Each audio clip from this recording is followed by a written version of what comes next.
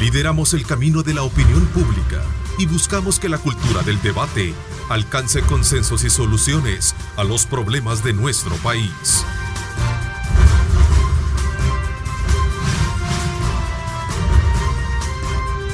Diálogo con Ernesto López. Bueno, gracias nuevamente por estar con nosotros y continuar desde luego con la señal de Grupo Megavisión.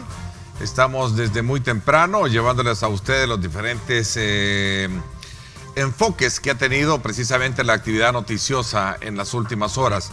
Gracias a Samuel Arias, que ha estado desde luego desde muy temprano dándonos todos los pormenores acerca de la situación y los acontecimientos que marcan la actividad política, la actividad social y económica de nuestro país.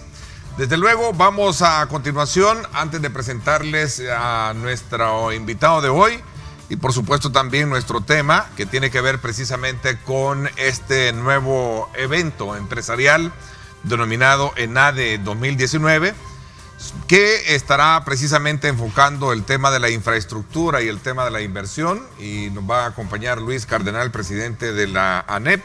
Quiero presentarles a continuación un resumen de lo que el día de ayer tuvimos precisamente acá en nuestro programa y que tiene que ver precisamente con aspectos siempre de la vida económica, así como también política y social de nuestro país. Veamos a continuación.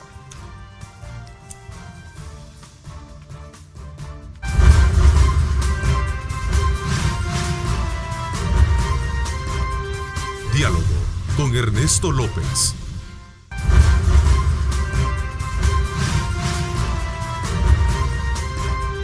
Diálogo con Ernesto López. Bueno, ahora sí ya estamos acá activos. Habíamos quedado de presentarles un breve resumen, pero ya está con nosotros nuestro invitado, el presidente de la ANEP, Luis Cardenal, con quien vamos a hablar muchos aspectos relacionados con temas de país y por supuesto también marcados en la próxima actividad programada para la semana que viene y que tiene que ver con esta nueva apuesta que tiene el sector empresarial en cuanto a recomendar sobre el tema de inversión en infraestructura y desarrollo. Gracias por acompañarnos, buenos días, bienvenido. Muchísimas gracias, Ernesto, y muy buenos días a los estimados televidentes. Bueno, es importante invitarlos y exhortarlos a ustedes a que nos acompañen. Recuerden, @diálogo21, @Neto López Radio, son las dos cuentas en Twitter disponibles para que nos acompañen y puedan desde luego participar dándonos insumos pertinentes que nos ayuden a desarrollar mejor nuestra conversación esta mañana y que desde luego está contemplada, hilvanada y sobre todo en el contexto de la necesidad que en el país exista una mejor inversión en infraestructura y por supuesto también que esto se traduzca en un mejor desarrollo. Entiendo, ese es parte del enfoque con el cual el ENADE se presenta para este año, presidente. Sí, correcto, Ernesto. El ENADE, digamos, esta sería la 19ª edición. El ENADE empieza como una reflexión del sector productivo y como una propuesta hacia el gobierno. Así empieza en el año 2000. Hacemos reuniones de los diferentes sectores que pertenecen a ANEP, hacemos un diagnóstico de la situación por sector y después pensamos o reflexionamos y decimos qué podemos hacer nosotros para mejorar la situación y para contribuir al desarrollo del país. Y qué necesitamos que haga el gobierno para que esto se pueda realizar. Y tuvimos en el inicio la construcción de mesas de trabajo por cada uno de esos sectores. Pero a medida que va pasando el tiempo, también va pasando la responsabilidad asumida por parte del gobierno. Cada presidente tiene una manera diferente de ver las cosas. Y también nosotros vamos evolucionando y entendemos de que no pueden ser propuestas sectoriales, sino que necesitamos algo todavía más, que es el desarrollar una visión de nación y hacer una propuesta de país que sea incluyente, en la cual participen no solo el sector productivo, sino que el sector productivo ayude a otros sectores que muchas veces no tienen acceso a poder hacer sus propias propuestas o a ser escuchados, y que entonces esas propuestas se elaboren con la mayor cantidad de participación posible y se le haga la propuesta a la nación. Y esta propuesta a la nación, los representantes del pueblo son los tres poderes del Estado, y por eso se invitan a los 3 presidentes de los poderes del Estado. Ahí se les entrega la propuesta y esperamos nosotros, con el compromiso de que nosotros vamos a trabajar y hacer la parte que nos corresponde, pero les pedimos respetuosamente de que ellos también hagan lo que les toca a ellos. Entonces, por eso hay cosas que son, digamos, que tienen que ver con la Asamblea, que son reformas de leyes, otras que tienen que ver con el sistema de administración de justicia, que es un problema, digamos, estructural bastante serio, y las otras que tienen que ver con el Ejecutivo, que es el que maneja los diferentes ministerios. La propuesta va dirigida para todos los actores del Estado. Correcto. Es una propuesta, los 3 órganos, pero también el resto de... Es una propuesta a la nación. A la nación, sí. Que se le hace entrega a los 3 poderes del Estado. A los 3 poderes del Estado, que representan obviamente... Entonces, en el tiempo hemos hecho propuestas, digamos que como la de seguridad, que por lo general no es un tema que nosotros tratamos o del cual nosotros tenemos experticia, pero que era en ese momento y todavía sigue siendo hasta cierto punto el primero o el segundo problema más importante para los salvadoreños. Entonces se hace una contribución. El año pasado decidimos dividir el ENADE en 2 partes, porque el ENADE se llamaba Empleo y Desarrollo, porque ese es actualmente el principal problema de los salvadoreños. Cómo encontrar un empleo digno, bien remunerado, que les permita desarrollarse a ellos y a sus familias, contribuir con eso al crecimiento nacional, a los ingresos del Estado, para que el Estado tenga recursos para atender las necesidades de los más pobres y de los más necesitados. Y entonces dividimos el ENADE en 2 partes. El año pasado, que era el último año de gobierno, se trató el tema de capital humano y empezamos con un tema que había sido como olvidado, que era el tema de nutrición infantil y de atención en la temprana edad, estimulación en la temprana edad. Porque fíjese que se descubre ya desde hace algún tiempo que cuando hay desnutrición en los primeros 3 años de vida, ya los niños cuando llegan a la escuela llegan con ciertas deficiencias formativas y ya hace más difícil que puedan aprender y que puedan desarrollar todas sus capacidades. También se trató el tema del sistema educativo, en el cual nuevamente ahí nosotros echamos un paso atrás y dejamos que los actores especializados en esta temática fueran los que trabajaran en una propuesta. Ahí se le dio cabida a los sindicatos del sector de educación, a las universidades, a los profesores, etcétera. Y ellos hicieron una propuesta que nosotros acompañamos y para los cuales prestamos la plataforma para que ellos la propusieran. Igual con salud, donde el Colegio Médico fue el que dirigió esa discusión y la propuesta que está todavía ahí presentada. Sí. E hicimos una que son propuestas sectoriales reflejadas en un documento que ustedes entregan, ¿no? Así entregamos a los 3 poderes del Estado. Para comprender mejor en qué consiste. Sí, hicimos una propuesta, digamos, también que creo yo que debería de nuevamente retomarse, que es cómo ayudar a salir de la pobreza a los 650,000 salvadoreños más pobres de este país. Porque las medidas sociales de las que hablaba el gobierno anterior eran los subsidios, que a veces costaban hasta $400 millones al año. Pero los subsidios se le dan a las personas que tienen electricidad en sus casas, aunque sean pobrecitos, pues, pero que tienen electricidad y que tienen agua y que ocupan gas. Pero los más pobres de los pobres no tienen electricidad, no tienen agua en sus casas, tienen que caminar 1 kilómetro o más para ir a traer agua a un río, a un pozo o a una cantarera. Y cocinan con leña y no tienen agua servida, y a esa gente los subsidios pues nunca llegan a tocarles ni ayudarles a mejorar la vida. Si se invierte en llevarle agua potable, electricidad y aguas servidas a esos 650,000 personas más pobres, eso costaría alrededor de $600 millones en 5 años. O sea, menos de lo que se gasta en subsidios. Todas esas propuestas están ahí, se le entregaron al presidente, pero claro, el presidente anterior ya iba de salida, y también se le entregaron a los candidatos a la presidencia, de los cuales uno de ellos ganó y ahora es el presidente de la República.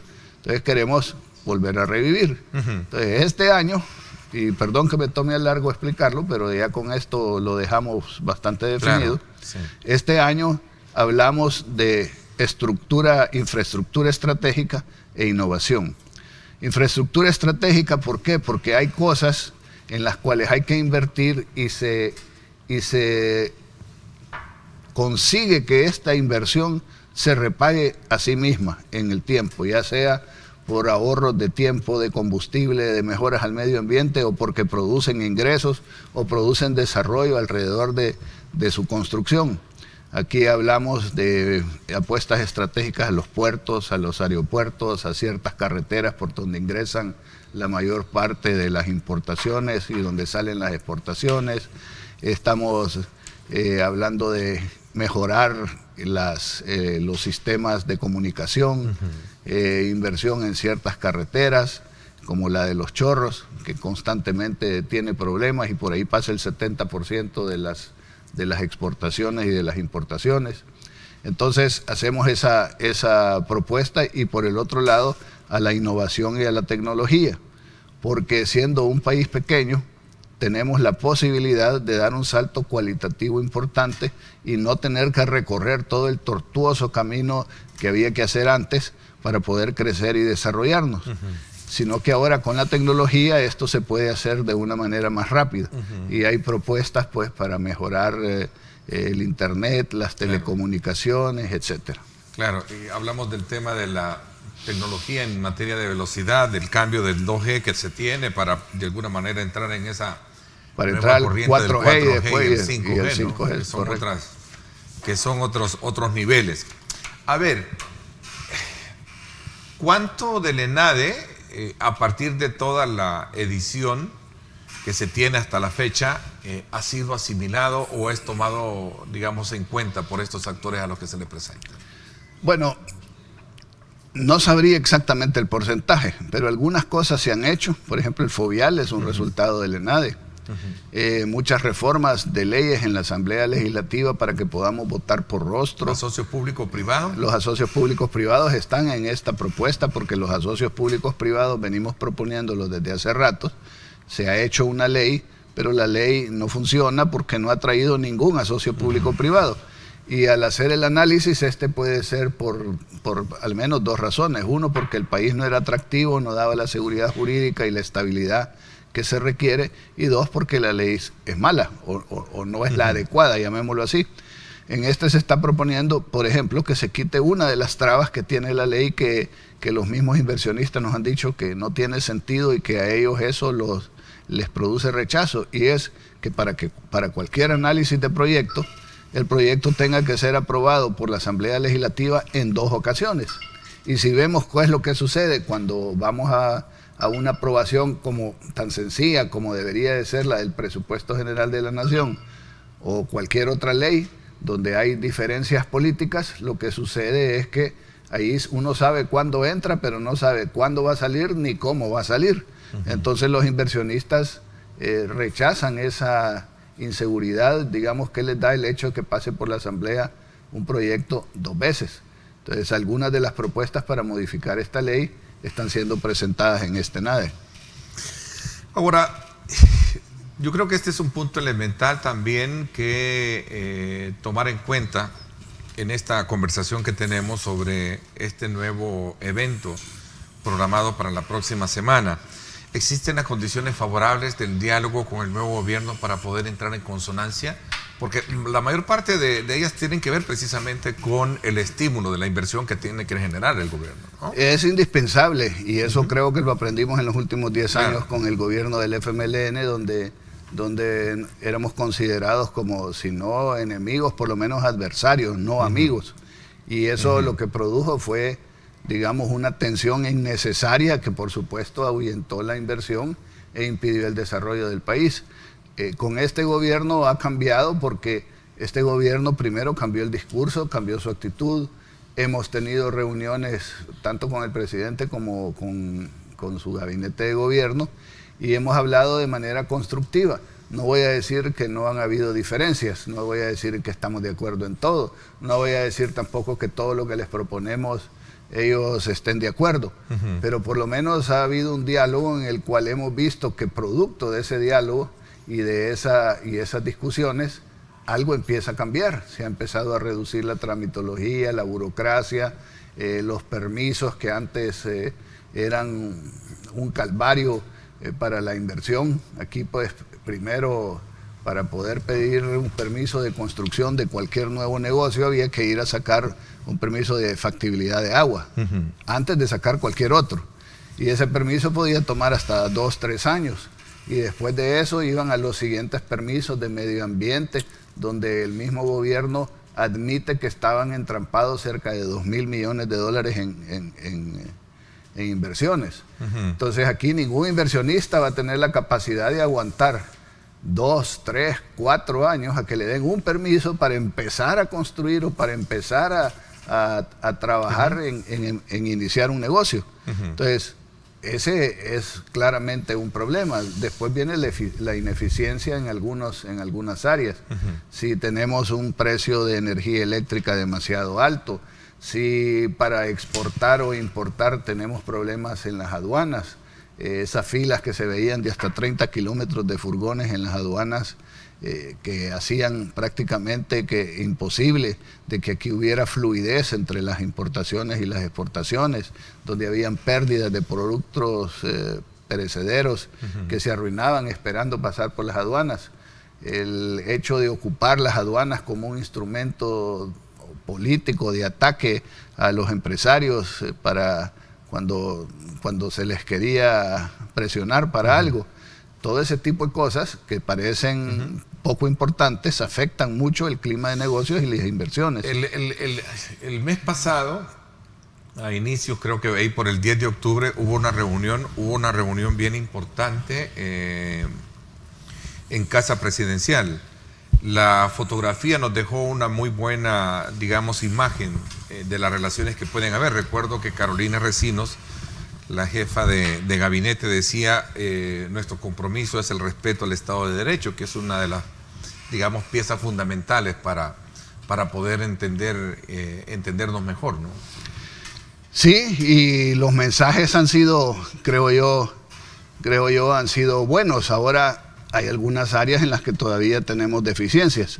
Por ejemplo, nosotros señalamos de que es importante para que salgamos de este estancamiento en el que estamos o en el que hemos estado, de que haya unidad de trabajo entre los 3 diferentes órganos del Estado.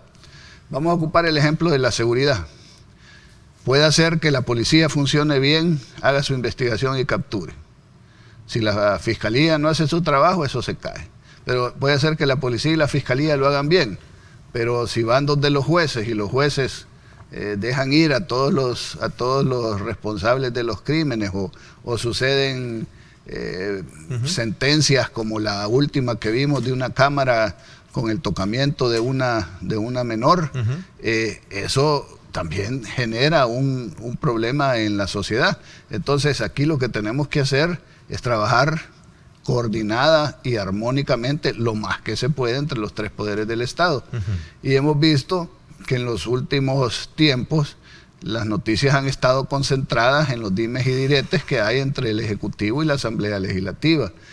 Algunos ataques personales que se dan, donde creo yo que como decía no sé si era un santo o un filósofo católico cristiano que decía, miren, uno puede criticar el pecado, pero no critiquemos al pecador, ¿verdad? Porque entonces no se logra que el pecador se enderece. Aquí se hacen los señalamientos públicos, se ataca la reputación, la honorabilidad de las personas, se generan entonces ya reacciones más viscerales y hacen que las relaciones se dificulten. Entonces nosotros hemos señalado, se lo hemos dicho al gobierno, al mismo presidente, de que es importante mandar mensajes de madurez y de entendimientos. El día de ayer, digamos que fueron a la Asamblea Legislativa a la inauguración del nuevo presidente, vimos un poco de eso y nos alegró. El hecho de que el nuevo presidente de la Asamblea haya hablado con mucha humildad, apertura y deseo de colaboración, y que el presidente también haya dicho que tiene la disposición de reunirse con los de ser un intermediario y convocar a los jefes de fracción y reunirse con el presidente de la República. Me parece que sumando un poco a esa Pero el presidente también dijo de que él estaba dispuesto a... ¿no? Entonces eso es un avance, porque lo que hemos tenido, digamos, en el último mes ha sido una confrontación. Y esa confrontación no lleva a nada bueno. No lleva a resolver los problemas, no lleva a que busquemos soluciones constructivas, participativas, y no lleva a mandar un mensaje al inversionista extranjero y nacional de que aquí las cosas van a cambiar, porque yo quisiera reiterar algo que hace años, yo lo comentaba aquí en el programa hace años como una hipótesis, que decía yo que a la raíz de nuestros problemas económicos y también sociales, la raíz es política. ¿Por qué? Porque hemos continuado la guerra que antes se daba en el campo militar, la hemos continuado en el campo político. Y cada vez que hay elecciones, eso se revive. Y vivimos en elecciones. Este año hubo elecciones, el otro año es el año preelectoral, el año siguiente vuelven a haber reelecciones, el año siguiente es año preelectoral para presidenciales, y después de ese año vuelve otra vez las elecciones presidenciales, y entonces pasamos en esa tensión político-electoral que nos impide ver más allá de nuestras narices y que hace difícil que se lleguen a entendimientos y acuerdos, porque siempre se está pensando en cuál va a ser el beneficio que voy a obtener yo o cómo voy a perjudicar a mi adversario para que mi adversario no me gane. Y mientras eso sea la prioridad, difícilmente el país va a salir adelante. Ok, el día de ayer entonces fue digamos, un buen mensaje el que se tuvo a bien, ¿no? Percibir a partir de la presencia del presidente en la asamblea de toma de posesión ya del nuevo presidente, ¿no? Correcto. Oficial. Yo creo que ayer fue un buen día de mensajes. Ahora falta que los mensajes se conviertan en acciones y las acciones se conviertan en realidades. Dos cosas. Usted mencionaba el tema de la seguridad como una de las apuestas importantes a las cuales el gobierno ha hecho. ¿Cuál es su valoración, por un lado? Y por otro lado, el día de ayer también nuevamente, ya no solo el presidente Bukele, sino que el presidente del Congreso instó a los partidos políticos a aprobar cuanto antes el presupuesto, que viene siendo también otro punto de, digamos, como de choque o digamos, de impasse que existe en la Asamblea Legislativa, ¿cierto? Cierto. Voy a hacer una pausa, regreso con usted para que hablemos de eso. Gracias por estar con nosotros, son las 6:57. A usted, gracias por estar enviándonos sus comentarios, @diálogo21, @Neto López Radio. A propósito, los invito a que me acompañen hoy a las 6 de la tarde a sintonizar el debate político semanal, como siempre, todos los miércoles en directo con Ernesto López Radio. Vamos a conversar con nuestro acostumbrado panel. Estará Julio Valdivieso, Romeo Auerbach, y estará hoy como invitado estará Marvin Aguilar. Así es que ahí están los tres que estarán hoy a las 6 de la tarde en 107.7 Fuego. También estamos con señal en vivo a través de Facebook, para que usted esté pendiente de nuestra señal en Facebook y no se pierda el debate político de la semana. Ahí abordamos los temas de nación y, por supuesto, donde convergen opiniones o se distancian como tal. Un buen debate, no se lo pierda hoy 6 de la tarde en directo con Ernesto López Radio.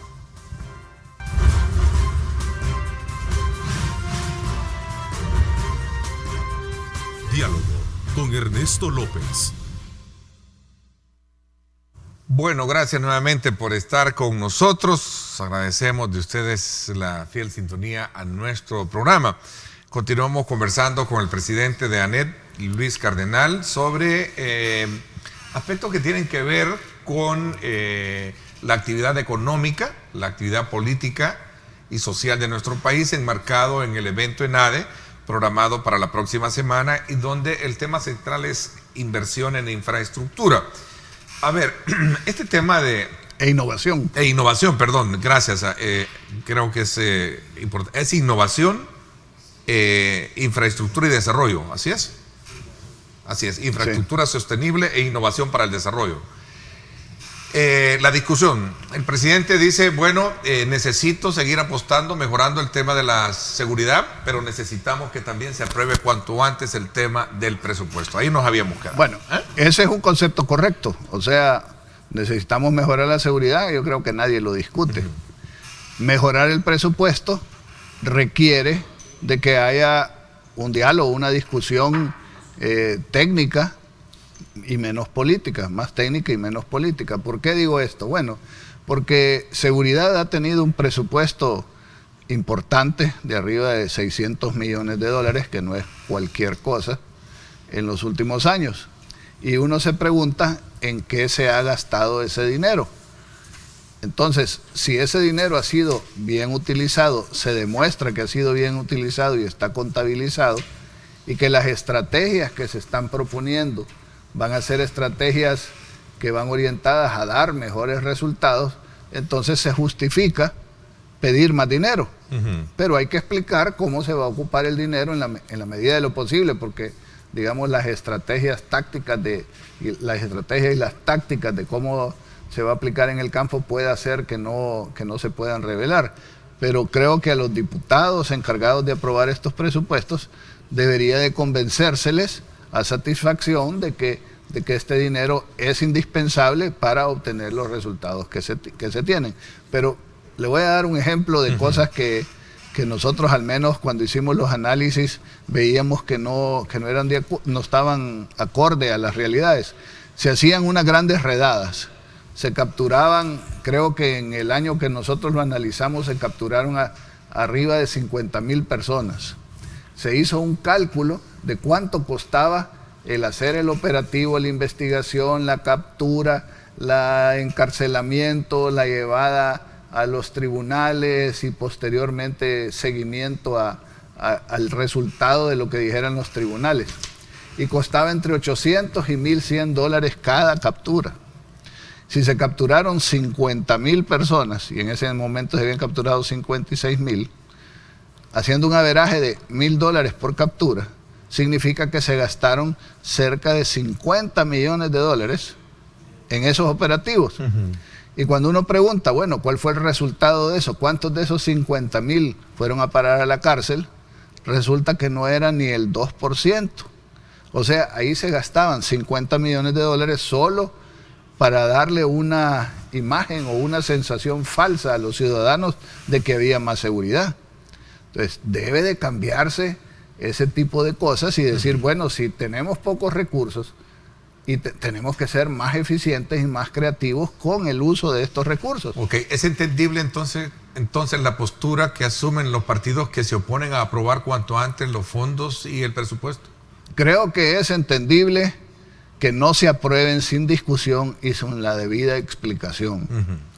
Lo que no es entendible es que si acaso, esto no lo sé yo, no lo sabemos nosotros, lo saben ellos, que si acaso se les ha dado la debida explicación y se les ha dado la respuesta a todas las preguntas que se tienen, que sencillamente por capricho político electoral no se apruebe eso. ¿Qué es lo que en realidad está sucediendo? Yo no lo sé. La ciudadanía no lo sabe porque vemos dimes y diretes ahí, pero los que sí están participando lo saben. Y lo que nosotros hacemos es un llamado a que haya un entendimiento responsable. Por una parte, que no se les exija que actúen, que por parte del Ejecutivo, que no se les exija que aprueben irresponsablemente nuevos endeudamientos y nuevos préstamos sin la debida explicación y sin los debidos controles, y por otro lado que tampoco se opongan sin razón justificada a darle el apoyo que necesita el gobierno para resolver un problema que nos afecta a todos.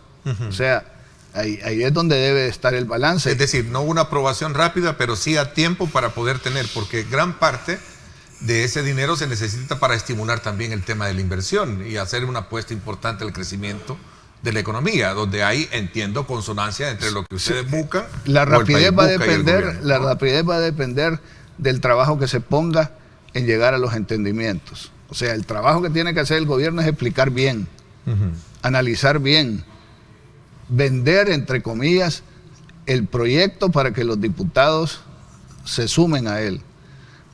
Los diputados tienen la labor de ser cuidadosos, de ver que el dinero no se bote, que se utilice para lo que está siendo aprobado y no para otras cosas, como hemos visto en el pasado, que se han aprobado créditos, se han aprobado endeudamientos y que esos endeudamientos no han servido para lo que se dijo que iban a servir. Entonces, La rapidez va a depender con qué rapidez, la rapidez de la aprobación va a depender con la rapidez en que se cumplan con estos requisitos indispensables de la buena gobernanza. O sea, eso se tiene que hacer. Ahora, si no se está haciendo, habrá que ver quién es el responsable de que no se haga, ¿verdad? Porque la población lo que quiere son soluciones. La población lo que quiere es que se les resuelva el problema. Pero también la población tiene que estar consciente que tiene que resolverse el problema con los recursos que tenemos, pues, y no tenemos muchos positivo recursos. Entonces el sector empresarial la apuesta que ha hecho el gobierno en materia de seguridad, ¿no? Y para lo cual necesita de recursos. Valoramos que se haya hecho algo que nos habían dicho en el pasado que se iba a hacer. ¿Cuántas veces escuchamos nosotros que se iba a tomar control de las cárceles? ¿Cuántas veces? ¿Cuántas veces oímos que iba a salir a patrullar la policía y el ejército y hasta sacaron tanquetas que las parquearon en El Salvador del Mundo y en un montón de plazas?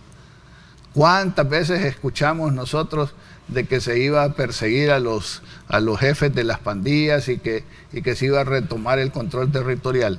Eso no es algo nuevo de este gobierno. Lo oímos quizás unas 4 o 5 veces en gobiernos anteriores, pero los resultados no se daban. Ahora parece que sí se está haciendo bien. Les han cortado los teléfonos en las cárceles, les han roto la comunicación de los dirigentes con las pandillas o con las clicas que están en las calles. La policía, digamos, está patrullando las diversas colonias donde hay problemas, etcétera. Y eso ha producido una reducción en los homicidios.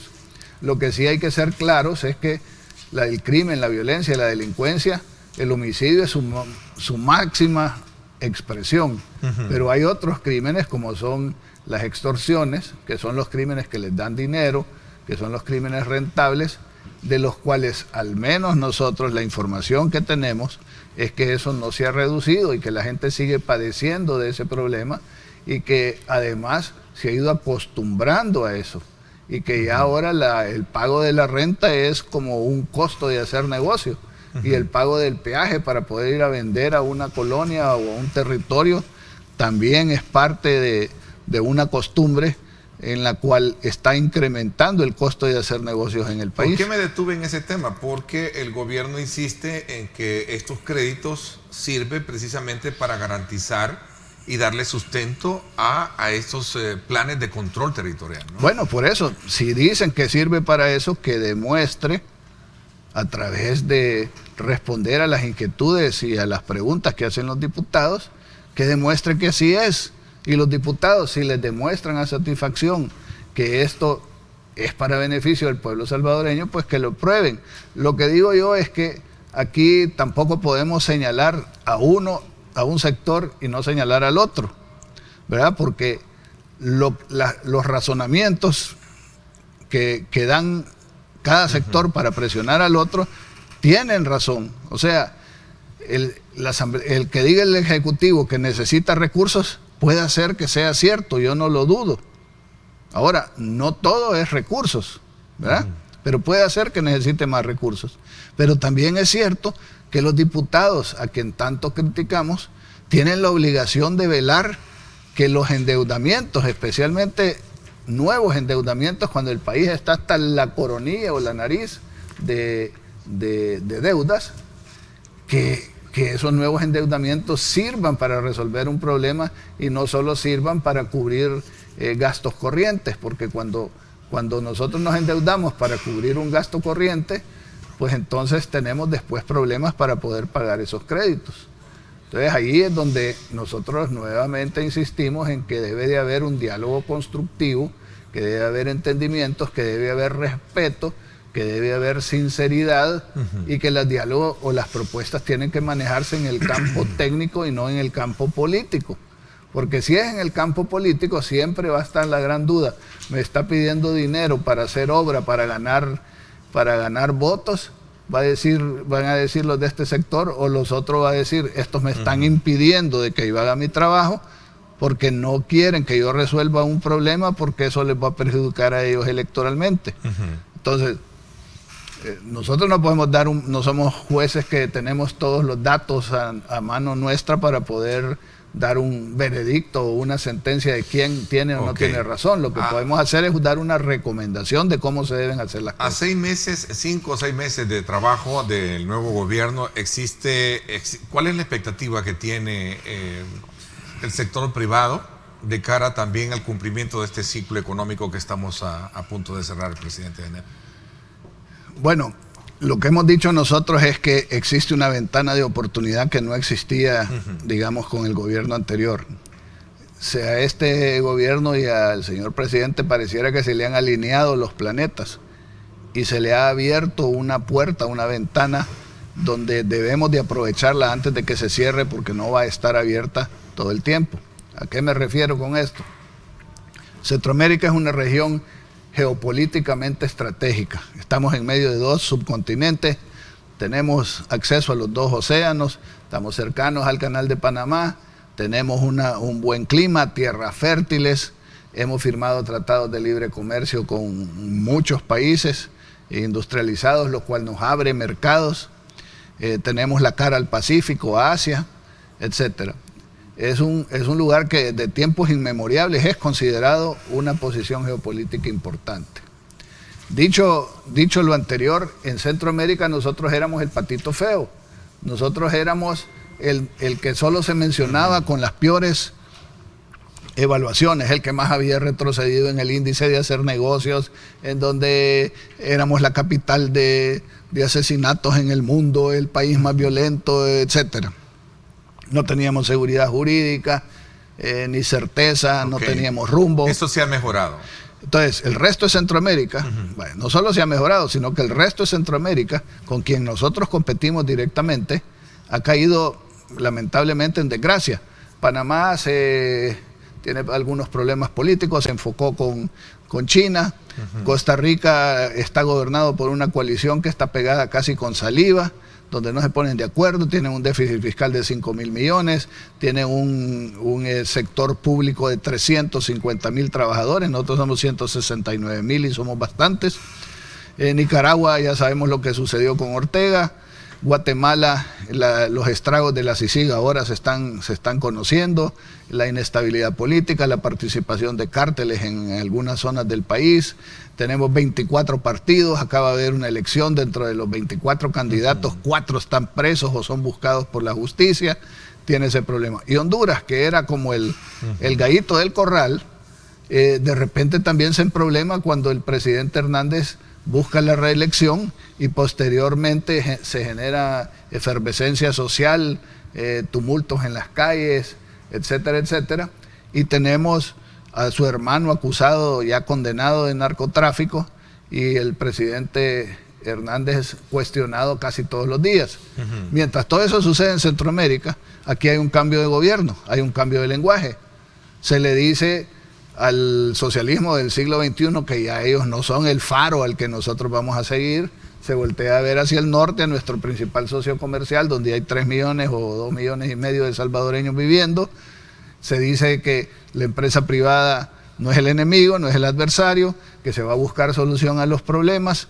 Y entonces los inversionistas empiezan a ver a El Salvador de una manera diferente. De repente, de ser el más feo, somos el menos feo de Centroamérica. Y esto genera un interés de los inversionistas en la región de empezar a ver, cuando están en problemados en Nicaragua, a ver en qué otro país es que se van a trasladar sus inversiones. Y ahí es donde tenemos nosotros las oportunidades. Pero vamos a tener la capacidad de hacer realidad esas oportunidades cuando nosotros demostremos con hechos que los problemas que teníamos se van resolviendo. Ya mencioné algunos con los trámites. En el tema de la corrupción, usted señalaba recientemente que en un país con recursos limitados, presidente de ANEP, es inaceptable y es un pecado el tema de la malversación de fondos. Correcto, ¿no? Correcto, así es. Y por eso tenemos que combatirla, pero tenemos que combatirla efectivamente y respetando los derechos de todos los ciudadanos. No se puede ocupar la corrupción sencillamente para desprestigiar al adversario o atacarlo. Y creo que es también otro campo en el que tenemos que señalar que han habido avances importantes, porque mientras se ha celebrado mucho lo que ha hecho la CICIG en Guatemala, a la hora que uno compara los números y los resultados, vemos de que aquí en El Salvador pues han habido 3 expresidentes enjuiciados. Tenemos una cantidad importante de funcionarios que han sido investigados, algunos ya están encarcelados, etcétera.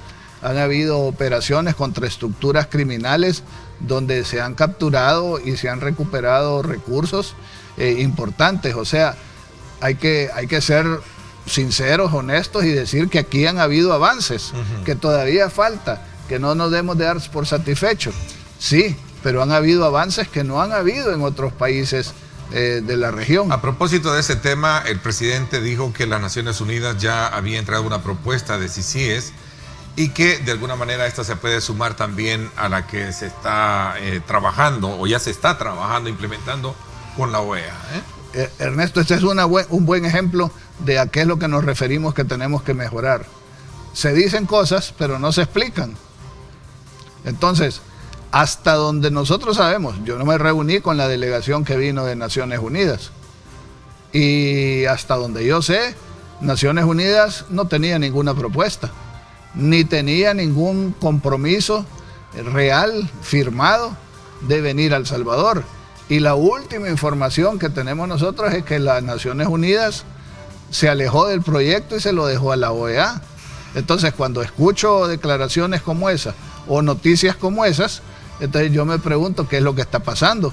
¿Será que el gobierno comunica bien pero no informa lo suficiente? Y eso genera incertidumbre, y la incertidumbre genera nerviosismo o falta de apoyo para algunas propuestas. Entonces ahí hay algo que corregir, ¿verdad? Porque en temas tan delicados como ese, el pueblo, la población, los sectores tienen que estar lo mejor informados posible para poder tomar las mejores decisiones posibles. Ok, el tiempo se nos fue, el evento está programado para la próxima semana. Día lunes. El día lunes, ¿verdad? El día lunes 25 de noviembre.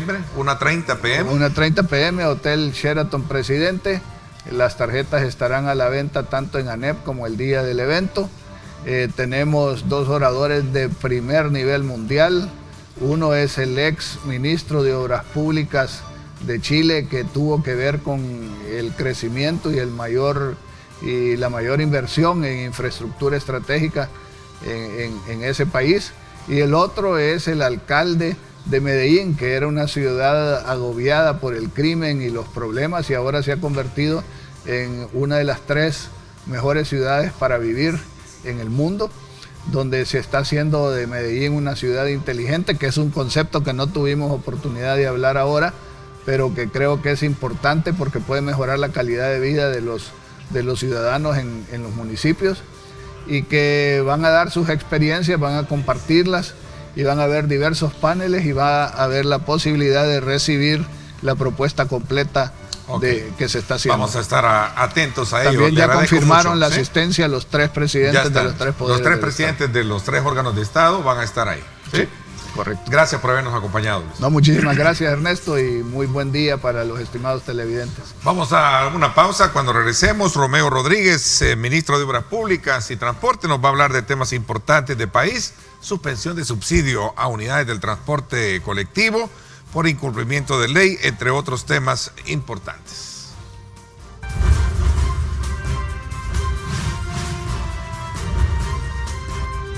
Diálogo con Ernesto López.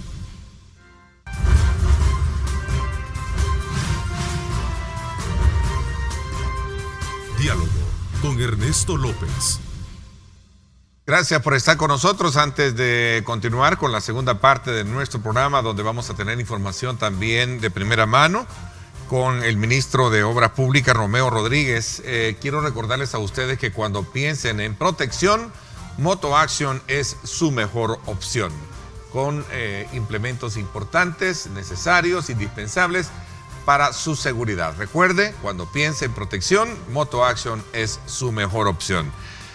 Ministro de Obras Públicas y Transporte, Romeo Rodríguez, bienvenido, gracias por acompañarnos, ministro. Buenos días, Ernesto, muchas gracias por la invitación y un saludo a todas las personas que nos ven desde sus casas, desde su lugar de trabajo, donde estén ubicados. Muchas gracias, de verdad, por la invitación. No, gracias a usted, ministro, por acompañarnos y ponernos también actualizados en cuanto a esta información que se conoció precisamente en las últimas horas, que se trata sobre la suspensión del subsidio a 9 rutas de buses y 8 de microbuses por razones que tienen que ver con la violación a la ley de tránsito, ¿cierto? Sí. Cuéntanos un poco esto. La verdad que hemos iniciado con la suspensión de 17 rutas de buses, principalmente son 9 rutas de buses y 8 rutas de microbuses. ¿Por qué motivos? Principalmente porque estas rutas no están haciendo su recorrido por 2 causas principales. Una de ellas es que no están en buenas condiciones, por eso no están haciendo los recorridos. Y la otra es porque nunca han hecho los recorridos. Actualmente nosotros hemos revisado el histórico de las rutas de transporte del BMT y hemos visualizado que muchas de las rutas solo han cobrado subsidio y actualmente no han movilizado los buses adecuados. Entonces puede ser un empresario que tenga 10 buses, pero solo tienen en circulación 5.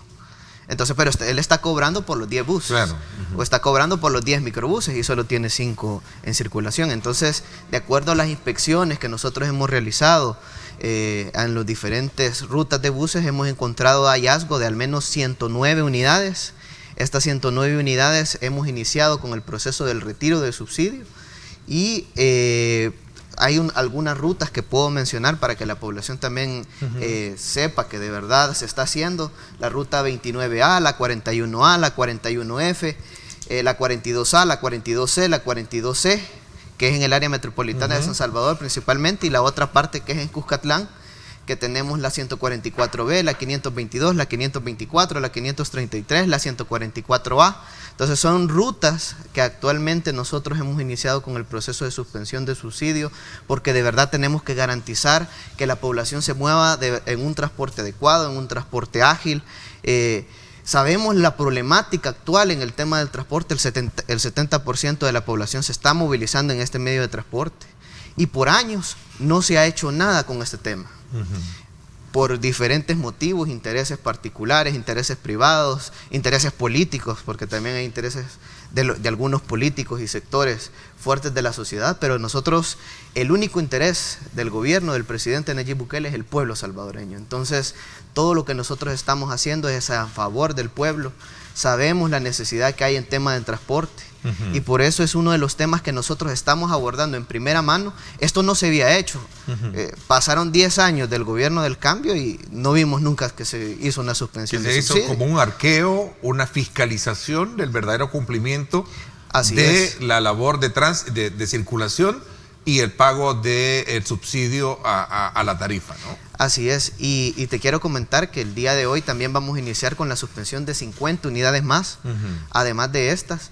¿Por qué? Porque hemos detectado también unidades que se le han puesto diferentes infracciones de tránsito en la actualidad por aumentos en tarifas y que a pesar de las diferentes infracciones no están cumpliendo con este tema. Entonces siguen aumentando tarifas porque quizás la sanción la sienten que es muy baja, que también ya estamos trabajando en toda una reforma en las leyes de tránsito, pero sienten que quizás la sanción es muy baja, entonces sale más barato pagar la multa y seguir cobrándole a los usuarios. Pero nosotros vamos a garantizar que esto se respete. Tenemos que hacer orden en el tema del transporte y que se respeten de verdad las leyes de tránsito, la ley de transporte, porque tenemos un Estado que por años no ha hecho nada en el tema de transporte y los transportistas, los empresarios se han aprovechado de eso, se han aprovechado de la poca regulación que existe.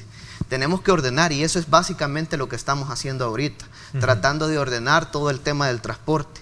Una de las prioridades dentro de nuestro plan maestro que estamos trabajando de movilidad y logística dentro del país, la principal punto medular es el reordenamiento del transporte colectivo para que de verdad brindemos a la población un transporte seguro, ágil y de calidad. ¿A qué puede llevar estas medidas en cuanto al abordaje y la discusión que históricamente ha tenido el tema del subsidio a los transportistas y no directamente a la tarifa o al usuario como tal, ministro? Sí. ¿Será que vamos a tener en su momento? Yo escuchaba a uno de sus dirigentes, Genaro Ramírez, en una entrevista el día de ayer, y decía de que van a hacer una propuesta para que el gobierno pueda establecer un mecanismo de subsidio directo al usuario y no precisamente en este caso a los empresarios. De acuerdo, con el viceministro también hemos tenido bastante relación con los transportistas y hemos abordado con Genaro Ramírez, con diferentes transportistas este tema, y una de las apuestas del gobierno es eso, que se le pague al final por pasajero, al usuario, así es, y no se pague por bus. Claro, hay que seguir todo un proceso de implementación de esto, de cobro electrónico, por ejemplo, y que de verdad se implemente como tiene que ser y el proceso se haga transparente, porque uno de los problemas principales de lo que se quiso hacer en el pasado es que primero que no se hizo de manera transparente, habían intereses detrás dentro de todo el proyecto del cobro electrónico, y no se implementó de la manera adecuada. Entonces nosotros queremos hacer las cosas bien, que de verdad el cobro electrónico se implemente de manera transparente, de manera ágil, que la gente se acostumbre de alguna manera a este tipo de proyectos y de acuerdo a los datos que nos arrojen nosotros podamos pagar el subsidio ya, pues, sea ya por usuario y ya no por bus. ¿Se puede considerar que esto que se está haciendo a partir de esta suspensión que se tiene, podría eliminarse el subsidio general a los transportistas? Nosotros lo que estamos viendo principalmente, ya al cambiar, digamos, la modalidad tiene que eliminarse. Claro, hay un proceso de transición y mientras se dé ese proceso de transición, nosotros van a haber un par de meses, nosotros le hemos solicitado cerca de 6 a 8 meses máximo a la Asamblea Legislativa para que se le siga pagando al transportista. Obviamente, si se le sigue pagando al busero, digamos, por bus y por microbús, el subsidio, nosotros vamos a seguir haciendo que cumplan la ley, así como estamos suspendiendo ahorita subsidios, 109 subsidios más 50 que vamos a iniciar el proceso el día de hoy, son 150 unidades que ya no van a contar con subsidio, un ahorro al Estado de cerca de $600,000 al año. Por estas unidades, solo por un poquito de unidades, ¿verdad? Son $600,000 al año lo que vamos a tener en ahorro, pero mientras se da este proceso de implementación, nosotros vamos a seguir regulando el tema del subsidio para el transportista y luego ya pasar a la etapa de que se pague el subsidio por pasajero. Pero hay todo un proceso de implementación, entonces yo creo que eso sí se tiene que conocer y que la población tiene que saber que nosotros, si bien es cierto, no es que queremos la prórroga para un año, sino una prórroga nada más para el proceso de transición y de implementación de este nuevo proyecto. De un nuevo modelo de subsidio a la tarifa, ¿no? Así es. Porque van a cambiar ese sistema de modelo de subsidio al transportista, que es el que recibe el dinero, ¿no? Así es. Sí, la verdad que siempre tuvo que haber sido así. La ley así dice, lo que pasa es que vienen prorrogando una ley vieja, una ley antigua para poder beneficiar siempre a los transportistas. Y estas rutas que usted me menciona son las que ya no van a recibir subsidio. Esta es la 29A y otras que me menciona. Sí, la 42C, la 42C, la 29A, la 41A, la 41F. Ya no van a recibir. Sí, ya no, se suspende el subsidio, nosotros... a toda la ruta, ¿no? A toda la ruta. ¿O solo a unos en particular? A la ruta. A la ruta. Así es. Entonces, ¿por qué principalmente esto? Porque han hecho incumplimientos indebidos, principalmente que los buses no están en buenas condiciones, que no se han seguido las rutas adecuadas, buses fantasmas. También estamos adicionando rutas porque se están cobrando tarifas inadecuadas. Se le han impuesto diferentes infracciones de tránsito a toda esta flota vehicular y a pesar que se les ponen infracciones de tránsito, no se hace nada, casi nada para poder cambiar esto. Entonces nosotros sí estamos trabajando para hacer y cambiar y hacer valer la ley, porque eso es importante para nosotros, que se haga valer la ley de transporte. No puede ser de que se sigan aprovechando de un Estado que por años ha sido ineficiente, que no ha hecho nada en este tema. Nosotros sabemos que uno de los temas prioritarios para el país, incluso para el tema del tráfico vehicular, más que hacer calles, más que hacer una carretera, es apostarle al transporte. Pero no podemos hacer que las personas que se manejan en vehículo particular se muevan al transporte masivo si no hay buses de calidad, si no hay buses eficientes, si el servicio es inadecuado para los usuarios. Entonces tenemos que darle el servicio de calidad, que sea eficiente, ágil, seguro, que de verdad responda a los ciudadanos.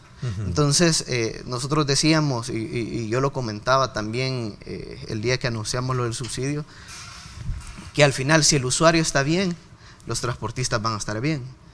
No puede ser que el objetivo normalmente en las empresas privadas es garantizarle a sus clientes un buen servicio, pero el transporte colectivo, que es prácticamente un transporte privado, actualmente se le da el peor servicio a los usuarios. Y es justamente porque se han aprovechado de un Estado que ha sido por años servil y que por años no ha hecho nada en este tema. Entonces nosotros de verdad lo que estamos haciendo es que se cumpla la ley, que se ordene todo este tema de transporte y beneficiar a la población que ha sido por años la más afectada en este tema. Ok, voy a hacer una pausa. Esto se da en el marco de una conmemoración del Día Mundial en recuerdo de las víctimas de accidentes de tránsito, ministro. Así es. En el país hay mucho accidente, ¿sí? Sí. Sí, la verdad que... ¿Qué se está pensando hacer con esta situación? Vamos a hablar de esto. También quiero hablar de esta fase de inversión de infraestructura en el tema de Subcity, que se tiene proyectado hoy bajo la experiencia que se ha tenido con el trabajo, con el Mundial, con el torneo que se llevó a cabo este fin de semana. Hablamos de esto cuando regresemos. Dos aspectos importantes. 7:37. Gracias por estar con nosotros.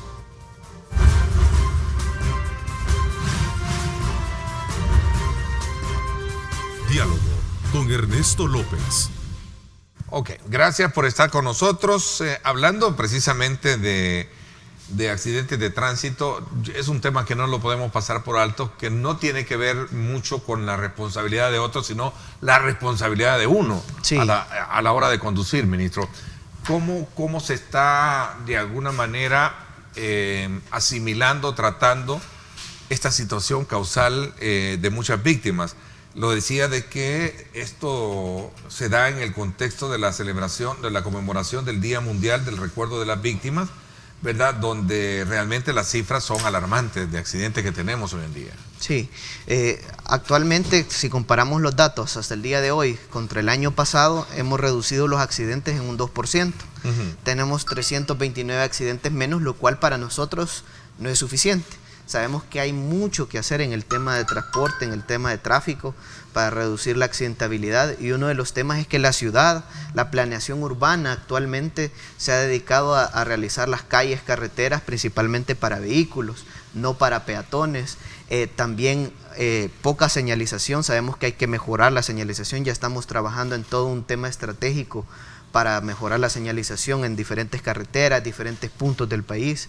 Ya eliminamos, por ejemplo, la carretera al aeropuerto, estamos eliminando otros sectores, por ejemplo, en Rosario de Mora estamos iluminando, en el Mozote ya iluminamos también con tecnología LED, estamos iluminando también en Puerto El Triunfo, y hay diferentes lugares que nosotros ya tenemos proyectos para poder mejorar señalización, iluminación, entre otro tipo de temas coordinados desde el Ministerio de Obras Públicas y en algunos casos también acompañado con la alcaldía para que se puedan reducir los accidentes de tránsito.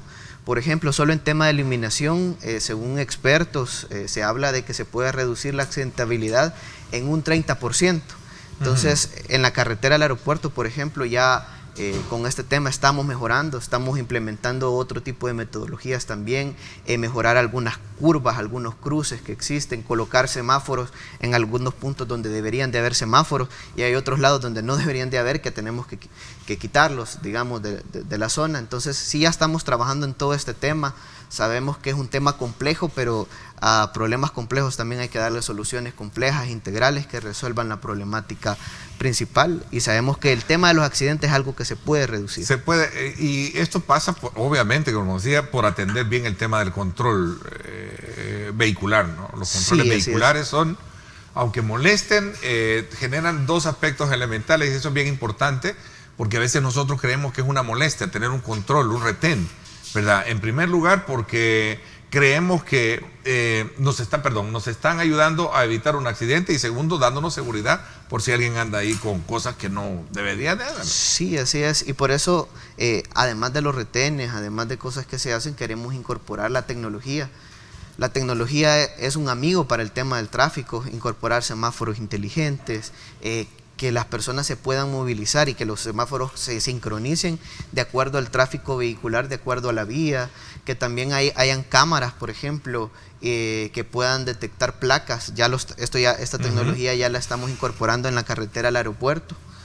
son cámaras que detectan placas y con eso podamos multar. Por ejemplo, si alguien conduce a alta velocidad, si alguien hace un giro indebido, si va en contrasentido o cualquier cosa que ocurra, nosotros tenemos que identificar esto mucho más fácil. No es necesario que un policía esté en el sector, sino que nosotros lo podamos identificar como en otros países de primer mundo por medio de la tecnología y con esto poder reordenar la ciudad, porque actualmente y históricamente ha existido un descontrol con el tema del tráfico vehicular. Por ejemplo, los vehículos se estacionan en cualquier parte, incluso en las aceras. Nosotros hemos mandado en diferentes puntos a policías de tránsito para que puedan movilizar a estos vehículos, pero aún así no es suficiente. Incluso podemos aumentar la cantidad de policías de tránsito, la cantidad de gestores de tráfico, pero sabemos que al final nunca vamos a dar abasto. Lo que necesitamos es incorporar la tecnología para poder satisfacer y el tema de demanda. recursos, decía usted, creemos que el déficit fiscal será mayor, que decía usted la necesidad de mejorar lo que es el tema de la recaudación, decían unos economistas, y usted la necesidad de contar con recursos, ministro. El tema del presupuesto es bien importante, ¿no? Sí, nosotros en el presupuesto vamos a tener la mayor inversión de la historia del Ministerio de Obras Públicas. Por ejemplo, en Fovial vamos a tener 172 millones de dólares de inversión. En la historia de Fovial no habíamos tenido ese monto. Es el monto más grande que vamos a tener para rehabilitar vías, carreteras, rehabilitar puentes, entre otro tipo de infraestructura. Por ejemplo, en el Ministerio de Obras Públicas tenemos 98 millones de inversión para infraestructura, pero adicional a esto hay otros proyectos que nosotros vamos a realizar, como por ejemplo el proyecto de la carretera de Los Chorros, el proyecto de Sur City desde el Obispo hasta el Zonte, que ya vamos a platicar sobre el tema. Y otros proyectos adicionales, unos caminos rurales, vías no pavimentadas que vamos a cambiar prácticamente toda la estructura y construir calles adecuadas. Entonces nosotros estimamos que el próximo año de inversión, estos 98 millones con los que iniciamos, se le van a adicionar cerca de más de 60 millones. Entonces vamos a tener una buena cantidad de ingresos para el próximo año, casi 150 millones de dólares, que de verdad van a dinamizar la economía, que van a generar inversión, y eso solo desde el Ministerio de Obras Públicas, sumado a lo que va a invertir Fovial. Entonces el Ministerio de Obras Públicas en general va a tener la mayor inversión en la historia del país. Digamos. Ok, interesante. Nuevas inversiones, un nuevo proyecto entre el Obispo y el Zonte, ¿no? Sí, así es. Hablemos de esto cuando regresemos. Voy a la pausa para ampliarnos un poquito más del tiempo que nos queda, ministro. Okay. Gracias por estar con nosotros.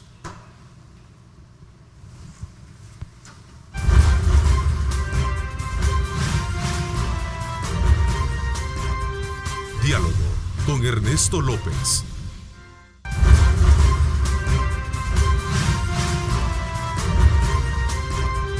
Diálogo con Ernesto López. Bueno, a ver, cuéntanos un poco sobre esta nueva proyección y en qué consiste este tema de la inversión en infraestructura entre el sector del Obispo y el Zonte, ministro. Sí, bueno, es un nuevo proyecto. Esto viene a conectar el Bypass de la Libertad, que es el que se está construyendo actualmente. Ya tenemos buenos avances, por ejemplo, en la parte del Bypass de la Libertad, en el segmento 1, cerca de un 86% de avance. En el segmento 2 tenemos un 60% de avance, y el segmento 3, que es el que está ahorita por caducidad, que solo tiene un 18% de avance, pero ya está el proceso de licitación y las empresas en el mes de diciembre van a presentar las ofertas. Esperamos adjudicarlo lo más pronto posible y que el próximo año se inicie la construcción y terminarlo en el mes de agosto. Pero eso es el Bypass de la Libertad. Es el Libertad. Sí. De ahí tenemos este Bypass. nuevo proyecto que ya iniciamos con el proceso de precalificación de las empresas para la etapa de diseño, porque normalmente en los proyectos pasa la parte de prefactibilidad, factibilidad, diseño, y de ahí se van a construcción. Nosotros ya entramos a la licitación del diseño, es desde el Obispo hasta el Zonte, es un proyecto de cerca de 21 kilómetros de carretera.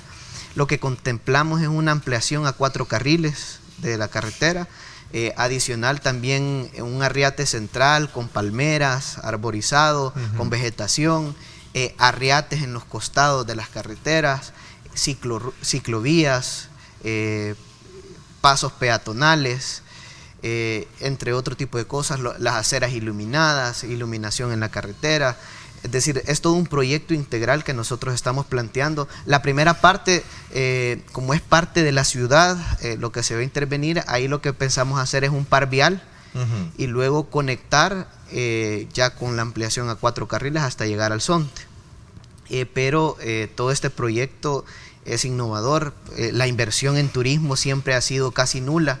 Incluso desde el Ministerio de Obras Públicas es poca la inversión que se ha hecho en temas turísticos. Yo creo que esta apuesta de infraestructura va a cambiar y va a transformar cómo se ha visto en la actualidad este tema, porque casi que no se ha incluido en los planes de desarrollo económico en las anteriores administraciones, pero ahora sí está dentro de nuestros planes. Sabemos que, por ejemplo, países como México los conocen por sus playas, países como Perú los conocen por sus ruinas, por ejemplo, pero El Salvador no ha tenido un distintivo turístico en la actualidad. Y uno de los temas principales que veía el presidente es, por ejemplo, el potencial que tenemos nosotros con nuestras olas. Somos de los primeros 10 países del mundo que tienen las mejores olas, y creo que eso hay que potenciarlo. Toda la ciudad prácticamente queda cerca del mar. Estamos como de 30 a 40 minutos, casi que todo queda cerca. Los turistas van a poder llegar al lugar y digamos, desde que estén surfeando, de que estén realizando esta actividad, después van a poder ir fácilmente a la ciudad, van a poder ir a centros comerciales, van a poder ir a la montaña. Entonces todo nos queda cerca y creo que hemos desaprovechado eso que nosotros tenemos, esa ventaja que tenemos. A ver, un poco más en detalle específico, ministro, de este nuevo, digamos, enfoque que se le va a dar de embellecimiento, ampliación al sector de estos 21 kilómetros, ¿serían 20? Sí, son cerca de 21 kilómetros. 21 kilómetros entre el Obispo y el Zonte. Va a ser como una especie de bulevar, ¿no? Sí, así es. Va a tener un arriate central, con palmeras, arriates a los costados. Vamos a tener ciclovías, vamos a colocar aceras para peatones. O sea, estamos hablando de un embellecimiento real de una carretera tan importante que conecta toda esta zona y que es la litoral. Incluso, ¿no? Así es, incluso en los taludes estamos viendo de colocar vegetación para que sea el lugar atractivo. También estamos contemplando que dentro de este estudio y dentro de este diseño que se hagan no se contemplen pasarelas, sino que ya veamos el tema de pasos peatonales con semáforos, y obviamente todo esto tiene que ver con una reeducación vial que hay que realizar, pero es bastante importante. No en todas las carreteras hay que colocar pasarelas. En países de primer mundo no hay pasarelas en todos lados, sino que hay una educación vial necesaria, hay señalización para peatones. Entonces estamos contemplando todo este tema en este proyecto. Nosotros lo venimos trabajando prácticamente desde el mes de junio y ahora ya lanzamos la licitación, y eso te puede marcar un antes y un después de cómo nosotros estamos trabajando en la función pública, porque te puedo dar el ejemplo del Bypass de la Libertad o el del Bypass de San Miguel. El diseño conceptual del Bypass de San Miguel, por ejemplo, se hizo en 2009, pero la licitación del diseño se hizo hasta en 2017. Nosotros recibimos el diseño del paquete 1, lo licitamos. El paquete 2, paquete 3 y paquete 4 lo recibimos hasta en el mes de octubre, hacemos observaciones, ya se aprobó, ya estamos en proceso para licitar los demás paquetes. De hecho, que por el tiempo te comento que quedó definanciado uno de los paquetes y ahora la población ya no le va a costar 160 millones de dólares, sino que le va a costar 200 millones de dólares, porque el gobierno anterior, por todo el tiempo que ya pasó, los derechos de vía ya aumentaron.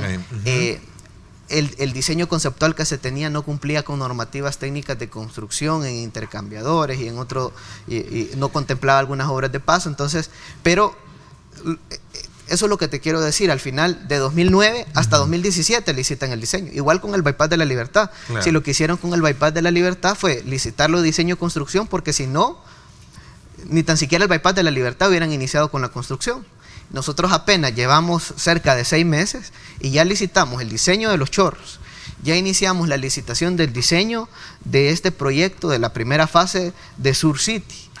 Tema de la sustitución del Citrán también entiendo que va a entrar en... Y el tema del Este es Citrans, nuevo, ¿no? Este dato.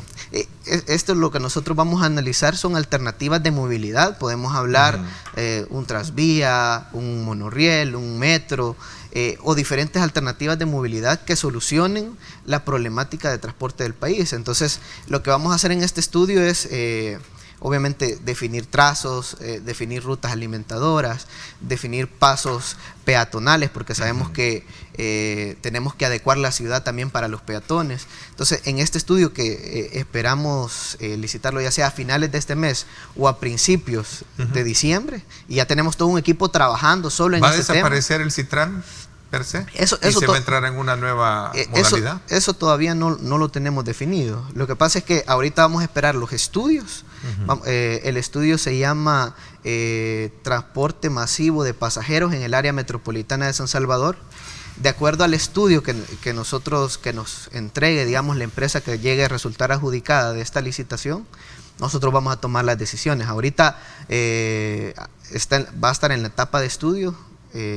Queremos tomar una decisión responsable, sabemos que es una decisión compleja la que hay que tomar, pero al final cualquier decisión siempre va a ser en beneficio de la población, porque estamos hablando de mejorar el transporte, estamos hablando de mejorar la movilidad de pasajeros en el área metropolitana de San Salvador, que esto es una de las primeras cosas que estamos haciendo, pero adicional también van a haber otros estudios para Santa Ana, para San Miguel, para diferentes departamentos del país. Tenemos que cambiar y reformar la forma en la que nos estamos moviendo. La planeación ha sido la peor. Nunca se ha hecho una planeación urbana, una planeación en el tema del transporte, una planeación en temas de infraestructura. Entonces, nosotros estamos analizando todo este tema, todo este tipo de situaciones, porque, por ejemplo, nosotros podemos decir, bueno, construyamos una carretera de $200 millones o de $500 millones, pero al final consideramos que si no le apostamos al transporte en nuestro país, aunque hagamos carreteras al final o queramos hacer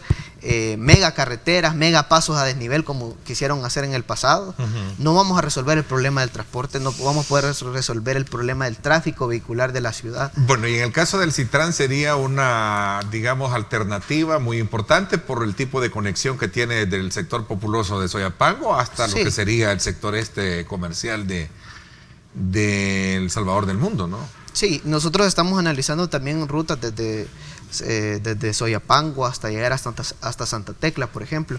Al final el estudio también nos va a decir los trazos donde se va a tener que mover este tipo de transporte masivo de pasajeros, pero lo que sí queremos asegurar que sea un transporte de calidad. El estudio es factibilidad y estructuración de asocio público-privado. Al final nosotros, el estudio quizás estimamos que puede ser 10 meses, un año, puede ser mucho menos tiempo. Ahorita todavía estamos en la etapa del trabajo del perfil del proyecto. Ahí vamos a determinar cuáles van a ser los tiempos. Vamos a tratar de que sean el menor tiempo posible. Al final estamos haciendo dos cosas. Uno, factibilidad, que nos va a determinar todo el proyecto, los trazos, las rutas alimentadoras, etcétera, las tarifas, entre otro tipo de cosas, y también la estructuración de APP, que la vamos a incorporar para hacer el proyecto más rápido, porque si lo separamos, el problema es que solo un proceso de licitación nos demora 3, 4 meses. Va a dormir el sueño de los justos. Así es. Lo importante es salir rápido cuanto antes. Queremos agilizar el proyecto, y al final, cuando ya tengamos los resultados, ahí se va a determinar si va a ser inversión pública tradicional o si va a ser un asocio público-privado, pero todo esto lo estamos trabajando nosotros desde el Ministerio de Obras Públicas, coordinados con diferentes áreas, con el Viceministerio de Transporte, con Casa Presidencial, para ver todo este tema. ¿Y el viaducto de los Chorros, ministro? Sí, bueno. ¿Ya va viento en popa así brevemente? ¿Eso fue el tiempo? Sí, bueno, el 6 de diciembre las empresas presentan ofertas, tienen de 8 de la mañana a 9:30 para presentar las ofertas, y a las 9:45 de la mañana es la apertura. Pueden llegar medios de comunicación, cualquier persona que quiera llegar a la apertura de oferta va a poder ver todas las empresas que están participando en la licitación del diseño de este proyecto. Es la ampliación de la carretera 6 carriles y la construcción de un viaducto en la zona crítica. Y este es parte del proyecto innovador que nosotros estamos trabajando. También te comento que ha avanzado mucho más rápido el proyecto que estamos trabajando con Fomilenio. Ya adjudicamos la licitación del bypass que va a conectar entre Opico. Santa Ana y Sonsonate, que va a partir del desvío de Opico y va a conectar hasta el desvío de Zacacoyo. Entonces ya es un proyecto que ya va viento en popa. Esperamos que en el mes de diciembre a enero ya empiece la construcción. Entonces, qué buena noticia, buena noticia para mucha gente que sufre todos los días el problema del tráfico. Y esto nos dice cómo estamos trabajando en el gobierno del presidente Nayib Bukele. Estamos tratando de que todos los proyectos fluyan de la manera más rápida para que la población de verdad pueda gozar de proyectos de calidad. Ok, lo felicito y primero Dios veamos esa culminación de esa obra. Gracias, ministro, por habernos acompañado. No, gracias a ti, Ernesto, y gracias a todas las personas que nos escucharon desde su lugar de trabajo, el lugar donde estén. La verdad que estamos trabajando para ustedes, para garantizar beneficios a nuestro pueblo que ha sufrido por años en temas del transporte, en temas de tráfico, etcétera. Pero hoy sí les vamos a dar respuesta. Nosotros estamos trabajando de lleno en ese tema. Gracias, los espero hoy en radio, el debate político semanal, 6 de la tarde, en directo con Ernesto López Radio. No se lo pierda, como siempre, todos los miércoles. Gracias, pásenla bien y como siempre recuerden lo más importante, amar a Dios sobre todas las cosas. Lideramos el camino de la opinión pública y buscamos que la cultura del debate alcance consensos y soluciones a los problemas de nuestro país.